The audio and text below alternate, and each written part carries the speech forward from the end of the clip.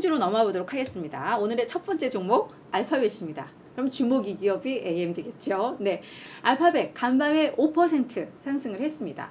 인터넷 포털 서비스 지주회사이고 뭐 구글의 모회사이죠. 그래서 이 알파벳 안에는 뭐 구글도 있고 뭐 유튜브도 있고 네, 그런 회사인데 최신 AI 모델인 제미니를 사실은 간밤에 한 게 아니라 하루 전날 공개를 했어요. 근데 이때는 사실 반응이 별로 없었는데 이번에 이제 반응이 나온 건데 대해서 이제 호평들이 좀 나오기를 시작을 했습니다. 먼저 구글 측에서는 이걸 뭐라고 이야기를 했냐면 그 경쟁사죠, 경쟁사. 오픈 AI의 이 GPT 3.5보다 우리의 이 제미니가 성능이 더 뛰어나라고 이야기를 했어요. 근데 지금 GPT의 최신 모델은 4.0이잖아요. 그 4.0과는 비교를 안 했어요. 그러니까 스스로 봤을 때 4.0보다는 조금 뭐 부족하다라고 평가를 했기 때문에 3.5를 드러냈겠죠. 아니면 3.5보다는 확실히 성능이 좋다라는 자신감 때문에 비교를 했을 수도 있고요. 그러면서 이렇게 얘기를 하면서 구글의 챗봇 이 바드가 앞으로 요 제미니에 의해서 이제 구동이 될 것이다 라고 설명을 했습니다. 그에 대해서 이제 월가의 평가들이 사실 오늘 주가에 영향을 많이 미친 건데요. 일단 뱅크 오브 아메리카에서는 알파벳 AI 기술에 대해서 사실 시장에 우려가 좀 있었다. 그러니까 마이크로소프트나 뭐 이런 데들은 뭔가 막 이렇게 치고 나가는데 알파벳이 그에 비해서는 약간 좀 늦은 감이 있었죠. 그렇기 때문에 우려가 있었는데 이번 모델을 좀 공개하면서 그래도 조금 안도를 할 수 있었다. 앞으로 이게 어떻게 발전해 나가는지, 이 모델이 어떻게 발전해 나가는지, 그걸 우리는 이제 확인을 해야 될 것이고, 그 모델이 기존 이 상품들에 어떻게 적용이 되는지, 이제 이런 것들을 봐야 된다라고 이야기를 했고요. 그래서 일단은 이 모델 출시 자체에 대해서 긍정적으로 평가를 했고요. 다만 월가의 전반적인 의견은 지금 이 웰스파고와 조금 비슷합니다. 그래, 너희들이 제미니를 공개를 했어. 이 기술로 이제 어떻게 매출, 수익을 창출할지 이게 아직 윤곽이 드러나지를 않았어. 그게 이제 관건이 될 것 같다라는 평가가 일단은 월가의 전반적인 평가인데요. 예컨대 마이크로소프트 같은 경우에는 챗 GPT를 기반으로 하는 이제 기존의 그 소프트웨어들 거기에 AI가 기능이 첨부된 그러니까 코파일럿 파일들을 많이 출시를 하고 있고 거기에서 이제 구동 모델 만들고 있고 그러니까 매출 모델, 수익 모델을 이미 마이크로소프트는 했는데 아직 알파벳은 그런 게 분명하잖아요. 그래서 요게 이제 앞으로 관건이다라고 했는데 일단 그 출시 자체에 대해서 이제 시장에서는 긍정적으로 봤다. 그래서 5% 올랐다. 이렇게 이해를 하시면 좋을 것 같습니다. 두 번째 종목은요. 게임스탑입니다. 이거 완전 대표적인 밈 주식이죠. 10% 급등했습니다.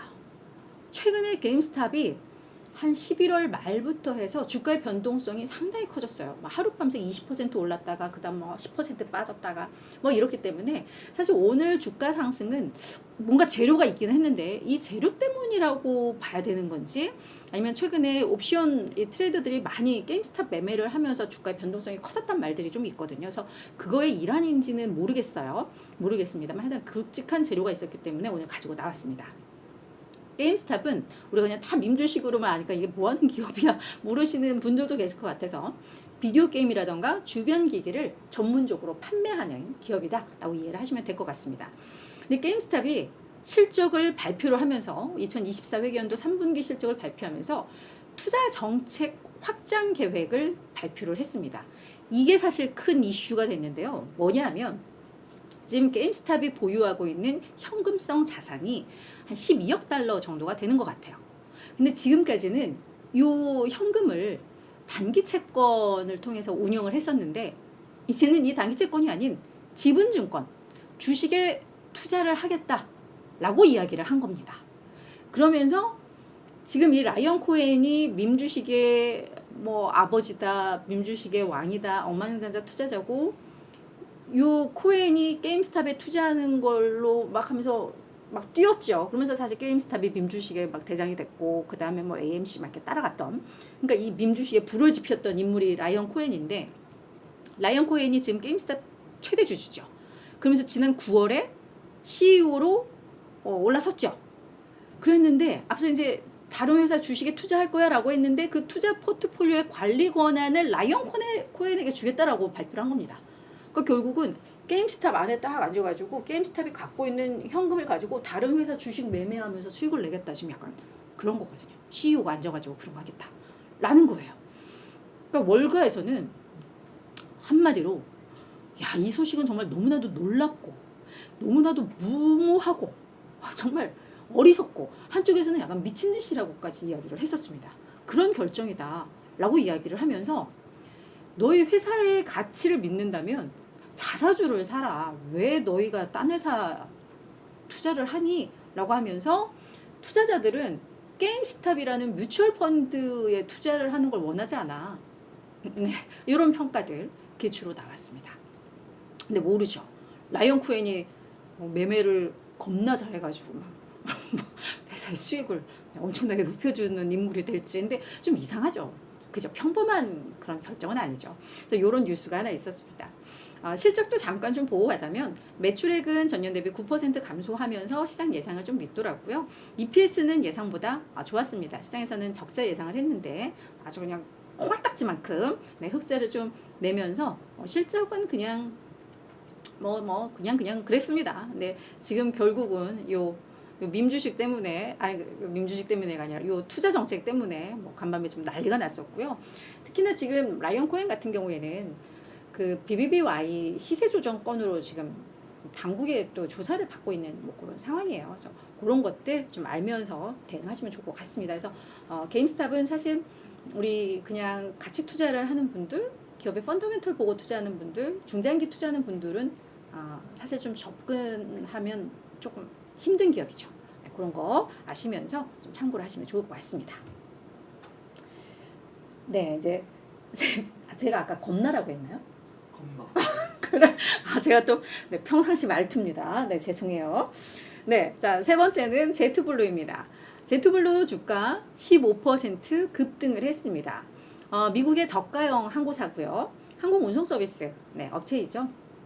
제트블루가 4분기 실적 가이던스를 상향 조정을 했습니다. 그게 오늘 주가에 강력한 모멘텀으로 작용을 한 건데요. 먼저 여행 수요가 견고하다라고 이야기를 했습니다. 근데 여행 수요 지금 사실은 미국은 휴가철이에요. 추수감사절 연휴부터 해서. 그래서 이런 그 휴가철의 여행 수요가 강력한 것은 너무 당연해. 지금 미국 투자자들이 생각하기에. 근데 그거 되게 강력했어요. 휴일에 휴가철에 여행 수요 강력했어. 근데 플러스 지금 비성수기의 여행 수요도 우리가 예상했던 것보다 더 좋아 라고 이야기를 한 게 사실 시장에서는 더 이제 반응을 한 거죠. 그래서 오늘 제트블루뿐만 아니라 여행주들이 전반적으로 많이 올랐습니다. 그래서 10월 말부터 이 여행 예약이 예상치를 웃돌고 있다라고 이야기를 하면서 4분기 매출 성장률 가이던스를 당초 마이너스 6.5, 마이너스 10.5에서 마이너스 4, 마이너스 7로 좁혔고요. 연간 매출 성장률 가이던스는 3에서 5%에서 4에서 5%로 하단을 약간 높였습니다.